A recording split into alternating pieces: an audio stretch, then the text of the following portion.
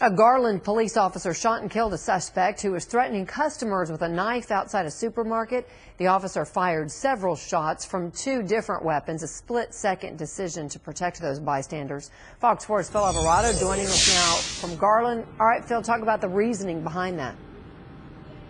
Well, investigators are still looking at that, but they believe that the officer used a shotgun first because of its shorter range. And because this is such a busy shopping center, you can see even at this time of the evening, it still has some pretty good traffic. Police still on the scene 5 hours later. They've not identified the robber, so we don't know a whole lot about him. But people who are regular shoppers here tell us that they have seen him before hanging around some of these shops. The call came in as a man with a knife. The report was he'd already used it to try and rob a customer inside a market. You can see from Sky 4 this is a busy shopping center.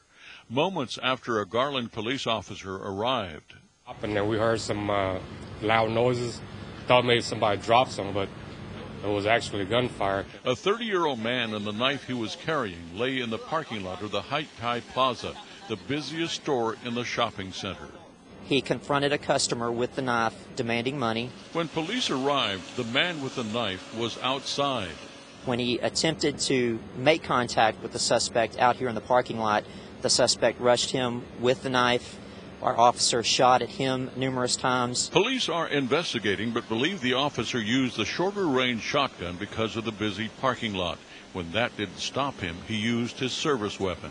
I think I heard about 2-3 shots, like real quick. Other witnesses say they heard 4 shots.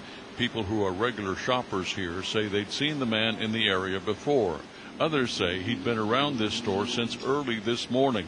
The High Plaza has a market and several shops inside. The store remained open throughout the police investigation. And this store is still open this evening. It has remained open throughout the afternoon, surrounded by yellow police tape.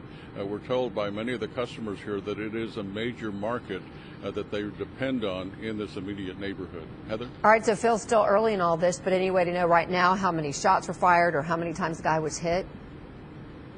Well, certainly that's one of the main things that police want to know. And, you know, they can count the shell casings and everything else that are on the ground, obviously, but, you know, they have to do that. They have to go back and examine the weapons and see, you know, how many shots were fired from there. And then they'll rely on the medical examiner to find out exactly how many times this man was hit. Understood. All right, Phil Alvarado, live. Thank you.